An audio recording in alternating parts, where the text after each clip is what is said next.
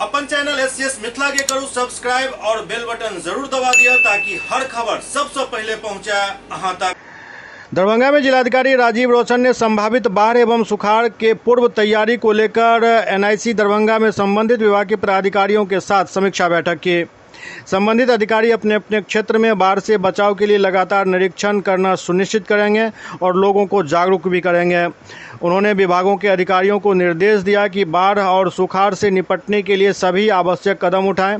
किसी भी जिलेवासी को बाढ़ सुखाड़ से परेशानी नहीं हो। बाढ़ से निपटने के लिए जिला प्रशासन के द्वारा व्यापक तैयारी की गई है। इसके तहत जिले में सरकारी नाव 192 एवं निजी नाव 231 कार्यरत हैं। निजी मालिकों के साथ इकरारनामा किया जा चुका है।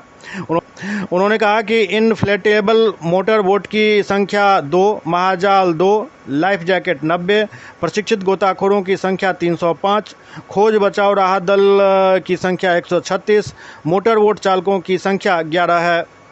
उन्होंने कहा कि जिले में कुल 35,281 पॉलीथीन सीट्स उपलब्ध हैं। आवश्यकता पड़ने पर पॉलीथीन क्रय की जाएगी। उन्होंने कहा कि बाढ़ प्रबंध जिलों में एसडीआरएफ, एनडीआरएफ की टीम प्रतिनियुक्त की जाती है, जिनके ठहरने की व्यवस्था एमएलए अकेडमी लहरियासराय में किया गया है।